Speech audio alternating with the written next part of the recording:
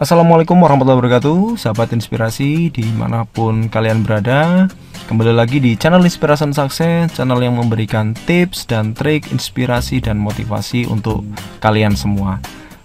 Dan saya nggak lupa berdoa untuk teman-teman semuanya. Semoga dalam keadaan apapun teman-teman selalu sehat, ya, usahanya laris, usahanya besar, dan tetap semangat.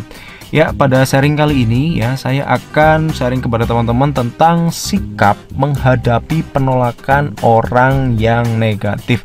Nah, biasanya kendala seperti ini dihadapi oleh teman-teman yang menjalankan sistem network marketing atau multi level marketing.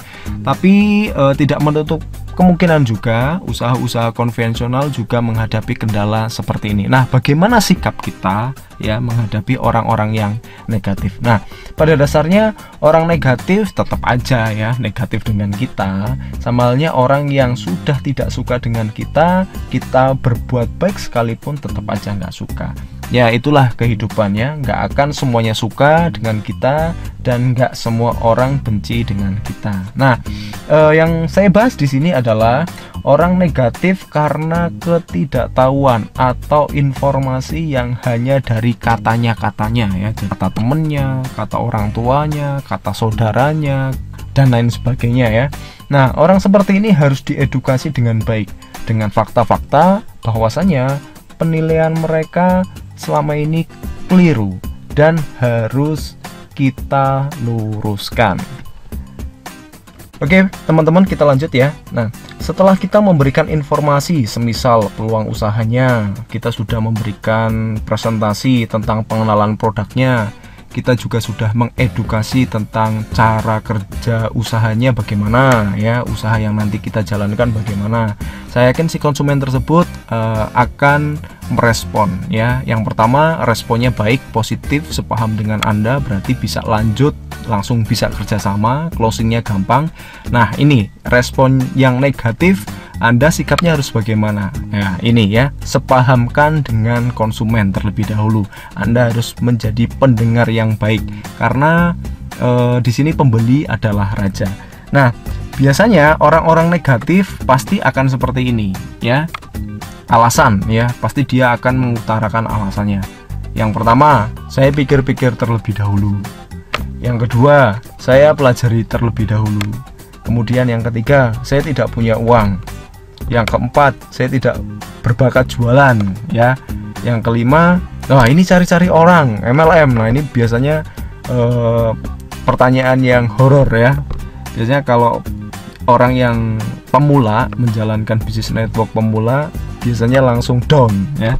Kemudian yang keenam adalah, nah ini bisnis tipu-tipu ya. Nah, kita akan bahas ya, dan bagaimana cara menjawab orang-orang yang memiliki pikiran negatif atau dia menolak dengan kata-kata seperti ini ya. Oke, baik teman-teman ya. Sekarang kita akan ulas bagaimana caranya menjawab pertanyaan-pertanyaan yang negatif tadi ya. Kemudian kita menjawab, akhirnya orang tersebut menjadi positif dan sepaham dengan kita. Tentunya kita harus sepaham dulu dengan si konsumen kita ya. Misalkan dengan pertanyaan seperti ini, saya pikir-pikir dulu, kalimatnya seperti ini ya, kita harus samakan dulu dengan si konsumen tersebut. Betul sekali, semua harus dipikir terlebih dahulu dan jangan terburu-buru. Tetapi semakin kita memikirkan, Anda tidak akan mendapatkan hasil. Yang Anda dapat nanti adalah kesimpulan. Sedangkan kita butuh income, bukan kesimpulan.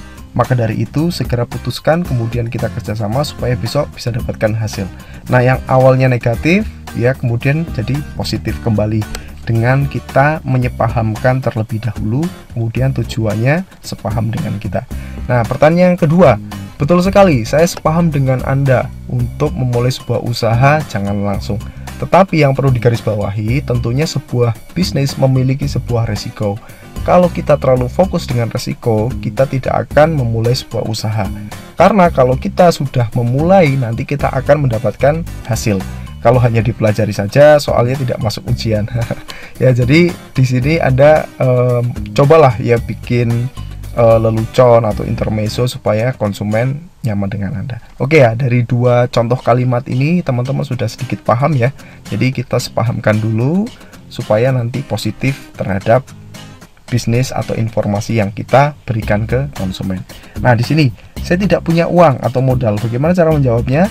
Justru itu saya kesini menawarkan peluang bisnis supaya Anda memiliki penghasilan dengan modal yang kecil ya. Awalnya menyepahamkan dengan prospek, kemudian prospek itu sepaham dengan kita.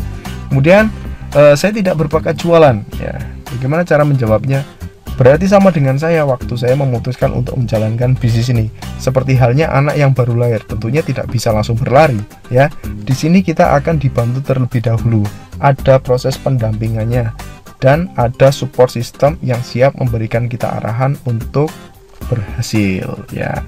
Oke ya, dari keempat contoh kalimat ini cara menjawabnya teman-teman saya yakin sudah paham dan sudah mengerti. Kemudian pertanyaan yang berikutnya ya, cari-cari orang MLM. Nah, bagaimana Mas cara menjawabnya? Nah, seperti ini. Betul sekali ya, memang benar ya. Betul sekali, kita menggunakan penjualan langsung dan bersistem. Menurut Bapak Ibu, bisnis mana yang tidak cari orang? Semua bisnis pasti cari orang untuk membeli dagangan kita, betul ya? Namun di sini Bapak Ibu bisa berbisnis secara konvensional atau sistem reseller. Artinya jualan sekali putus, hanya jual produknya saja bisa. Tapi kalau menggunakan sistem justru lebih cepat mendapatkan hasil. Nah, menurut Bapak atau Ibu lebih enak mana? Berbisnis dengan sistem atau tidak pakai sistem? Ya, oke ya. Jadi kembali positif lagi ya. Yang awalnya orang itu negatif tentang MLM akhirnya bisa menjadi positif karena kita menjelaskan ini bisnis dengan sistem lebih cepat ya dibandingkan kita menggunakan sistem secara konvensional. Walaupun secara konvensional pun bisa dijalankan. Nah, ini bisnis tipu-tipu dan sebagainya. Nah, Anda bisa jawab ya, sebelumnya Anda pernah ketipu dengan bisnis semacam ini, ya biarkan si prospek menceritakan dulu ya. Kemudian Anda baru menjawab apakah legalitasnya lengkap dengan peraturan pemerintah. Artinya ketika si konsumen sudah menceritakan semuanya tentang katanya, karena bisnis tipu-tipu kayak gini kan biasanya dari katanya, atau mungkin si konsumen tersebut juga sudah pernah menjalankan bisnis semacam itu tapi ternyata tidak ada legalitasnya dan lain sebagainya. Nah, yang Anda bawa mungkin sudah lengkap dengan legalitas, artinya nanti ketika Anda kerjasama dengan si konsumen tersebut sudah bisa aman dan nyaman. Nah, ada juga beberapa pertanyaan-pertanyaan yang banyak sekali ya yang dilontarkan, kemudian seolah-olah si prospek itu atau konsumen itu merasa lebih pintar dibandingkan kita, padahal kita yang lebih tahu tentang bisnis ini. Sebaiknya Anda jangan menjawab karena nanti ujung-ujungnya akan debat, karena visi Anda itu mengedukasi dengan benar ya, bukan melakukan debat kusir gitu loh, karena nggak ada namanya debat kusir, itu nggak ada komisinya ya. Lebih baik jangan dijawab, kemudian alihkan pembicaraan fokus pada presentasinya, artinya tentang keuntungannya, manfaatnya dan lain sebagainya ya. Oke, baik teman-teman ya, sekarang kita ke kesimpulan tentang apa yang sudah saya sharingkan kepada teman-teman. Bahwasanya hukum penawaran dan penjualan itu yang pertama adalah ada penerimaan dan ada penolakan. Apabila teman-teman menawarkan sesuatu kemudian ditolak, artinya bisnis Anda belum berakhir ya. Pasti nanti Anda akan menemui yang namanya penerimaan. Nah, di sini perlu saya garis bawahi bahwasanya bentuk penawaran yang disampaikan pada pembeli adalah sesuatu yang sangat penting ya. Jika penjual atau Anda tidak bisa mengemas penawaran dengan menarik, maka sulit baginya untuk membuat calon buyer tertarik untuk membeli produk Anda. Kemudian ingat, sukses jualan adalah kesuksesan kecil yang akan menghasilkan kesuksesan besar ya, itu poinnya. Kemudian yang kedua adalah fokus dengan orang yang menerima Anda. Jadi kalau ada penolakan, Anda nggak usah pikir terlalu rumit ya. Anda tidak perlu memikirkan sampai pusing-pusing kepala, tidak perlu. Intinya fokus kepada orang yang sevisi dan semisi dengan Anda, yang menerima aja.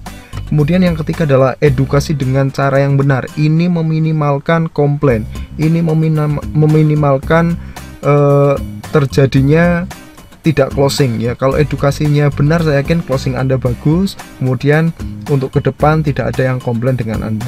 Kemudian yang keempat, duplikasikan ya. Jadi sekian sharing dari saya, semoga bermanfaat untuk teman-teman dan salam sukses.